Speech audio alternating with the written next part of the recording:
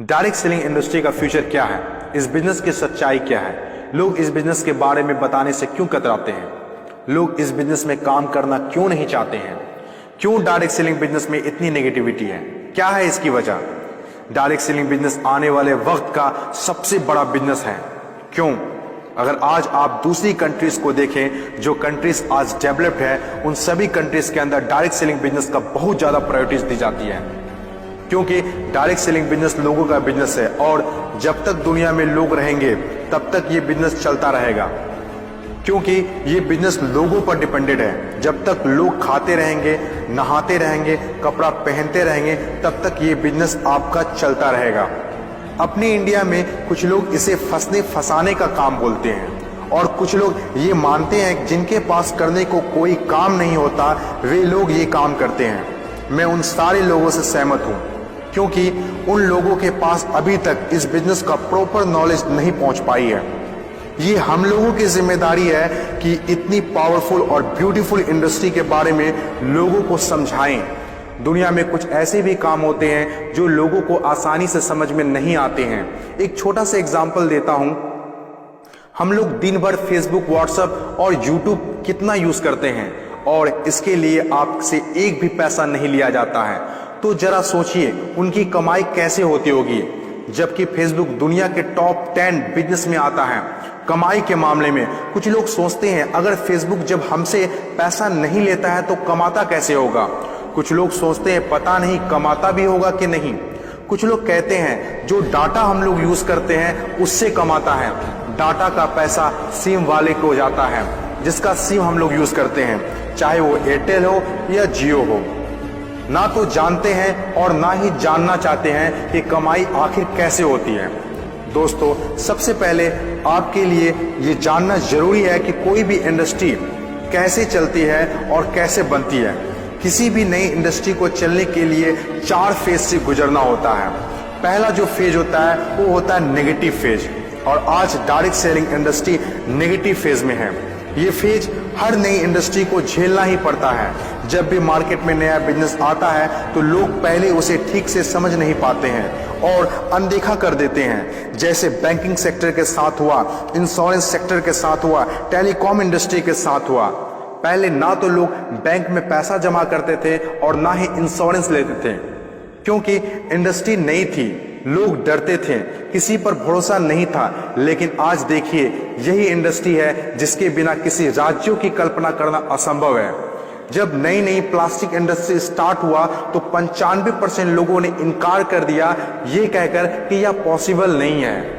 लेकिन उस वक्त भी 5% लोगों को विश्वास था और आज वही 5% लोग दुनिया में आगे हैं। आज हर चीज प्लास्टिक का है, जग हो या बाल्टी, कुर्सी हो या टेबल, खिलौना हो या फ्रेम, यहाँ तक कि डोर भी अब प्लास्टिक के हैं, जो आज से 20 साल पहले किसी ने सोचा भी नहीं था।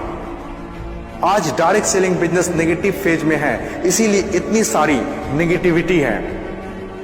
और जब ये पॉजिटिव फेज की तरफ बढ़ता जा रहा है, नेगेटिव फेज में होने के बावजूद भी इस इंडस्ट्री ने कई लोगों की जिंदगियां बदल दी। दूसरा जो किसी भी इंडस्ट्री को फेस करना होता है वो दूसरा फेज होता है पॉजिटिव फेज। ये वो टाइम होता है जब लोगों का इंडस्ट्री के ऊपर ट्रस्ट बढ़ने लगता है, क्योंकि वे आसपास में रिजल्ट देख रहे होते हैं। और जो लोग उस वक्त डायरेक्ट सेलिंग बिजनेस में दिलचस्पी नहीं दिखा रहे होते हैं, अनदेखा कर रहे होते हैं, वे रिजल्ट देखने के बाद दिलचस्पी लेने लगते हैं और आपका काफिला और बढ़ने लगता है, रिजल्ट और बढ़ने लगता है, दिलचस्पी और भी लोगों में बढ़ने लगती है। जैसे बैंकिंग इंडस्ट्री और इंश्योरेंस इंडस्ट्री के साथ हुआ था। बैंकिंग इंडस्ट्री का वैल्यू तब पता चला होगा लोगों को जब किसी का पैसा घर में सुरक्षित नहीं रहा होगा। इंश्योरेंस के वैल्यू तब लोगों को पता चला होगा जब किसी के एक्सीडेंट होने के बाद उसके घर वाले को पैसा मिला होगा। तीसरी जो किसी भी इंडस्ट्री का फेज होता है वो होता है ग्रोथ फेज। जब एक बार लोगों को इंडस्ट्री पर भरोसा होने लगता है तो उनकी ग्रोथ बहुत तेजी से होने लगती है, क्योंकि ऐसे फेज में लोगों को ज्यादा समझाने की जरूरत नहीं होती है। और जब तक कोई कंपनी ग्रोथ फेज में नहीं आती है तब तक लोग उसके साथ जुड़ना पसंद नहीं करते हैं और जैसे कंपनी ग्रोथ फेज में एंटर करती है तो लोग उसके साथ ऑटोमेटिक जुड़ना और काम करना स्टार्ट कर देते हैं। चौथी और आखिरी फेज, हर इंडस्ट्री को इससे गुजरना ही होता है, कंपटीशन फेज। हर एक इंडस्ट्री के अंदर एक वक्त ऐसा आता है जब कंपटीशन बढ़ने लगता है। इंडस्ट्री और कंपनीज की ग्रोथ को देखकर ज्यादातर लोग कंपनी के साथ जुड़ना और काम करना शुरू कर देते हैं।